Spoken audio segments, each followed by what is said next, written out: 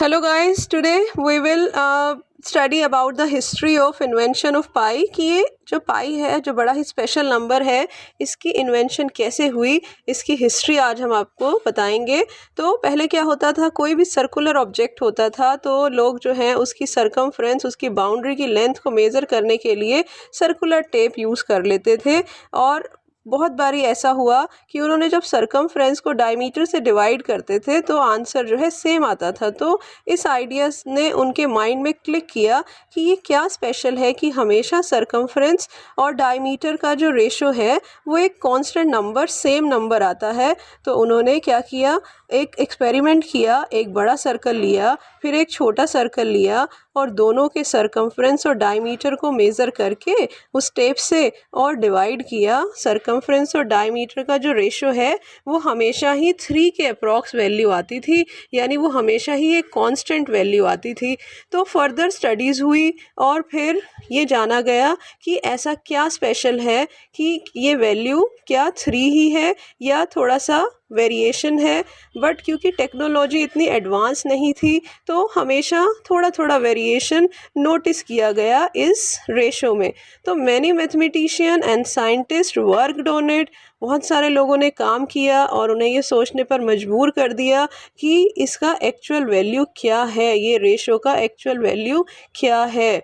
तो लोगों ने बहुत सा रिसर्च किया और उसके बाद अल्टीमेट एक साइंटिस्ट थे, एक मैथमेटिशियन थे जिन्होंने इस पाई की इन्वेंशन कर डाली और उनका नाम क्या था, Archimedes. So Archimedes was the first who calculated that constant number और उन्होंने इसकी वैल्यू बताई 3.14। जो हमारा पहले वेरिएशन आता था अब उन्होंने एक एग्जैक्ट वैल्यू बताई 3.14। तो ये भी उन्होंने बताया कि इस पाई को हमेशा हम कर्व फिगर की प्रॉब्लम्स को सॉल्व करने में यूज़ करेंगे। तो एक आइडिया हमें मिला यहाँ से कि जब भी हम कैलकुलेशन करेंगे तो हम सिर्फ सर्कुलर फिगर के लिए, कर्व फिगर के लिए पाई को हमेशा इन्वॉल्व करेंगे। तो इस तरीके से फॉर्मूले भी जल्दी लर्न हो जाएंगे। फिर इस पाई की डेफिनेशन दी गई। जब रिसर्च हुई उसके बाद इसकी डेफिनेशन ये निकल के आई, it is the ratio of circumference to the diameter of circle, it is a constant value. और इसका जो सिंबल है वो पाई, PI इसको हम कॉल करते हैं। अब देखिए, अगर हम इस डायमीटर को राइट साइड में भेजें तो जो C है वो पाई इंटू D हो जाएगा, क्योंकि डिवाइड राइट में जाके क्या होता है, मल्टीप्लाई। और D को हम 2R लिखते हैं। हमने पहले भी बताया आपको कि जो डायमीटर है ट्वाइस ऑफ रेडियस होता है।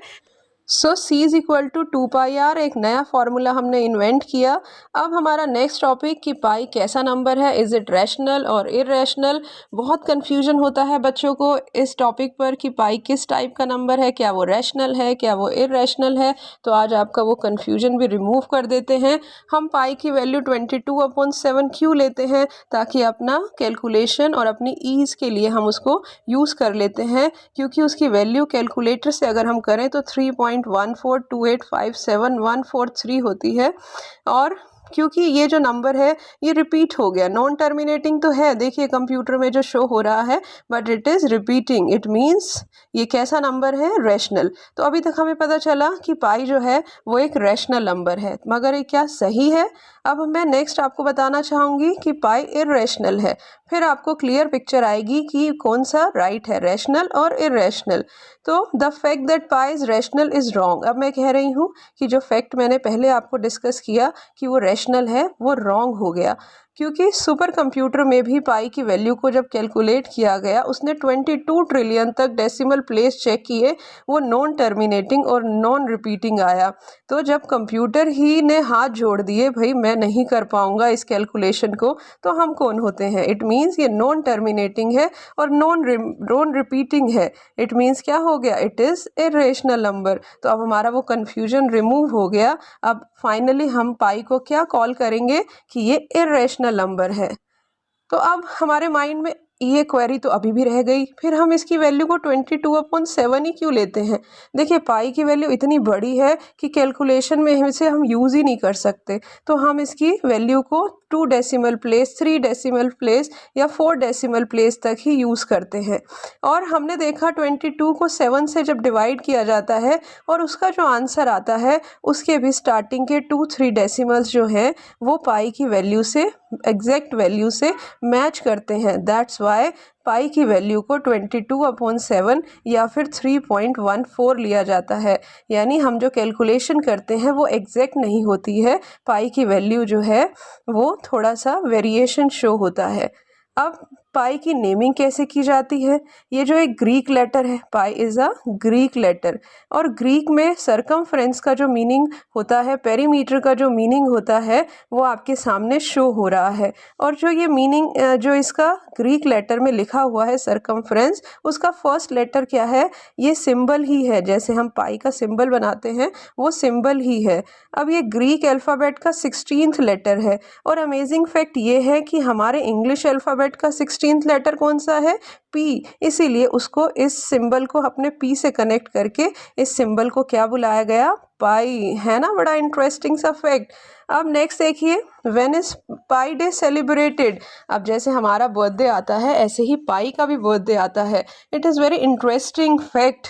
और क्या है, अगर हम पाई की वैल्यू को 5 डेसिमल प्लेस तक लिखें तो वो वैल्यू है 3.14159, और उसका बर्थडे भी इसी नंबर में से निकल के आया, 3 मार्च के लिए, और 14 उसकी डेट है, यानी उसका बर्थडे होता है 14 मार्च, और टाइम है 1:59। तो पूरा ही नंबर इसी नंबर से निकल के आया है।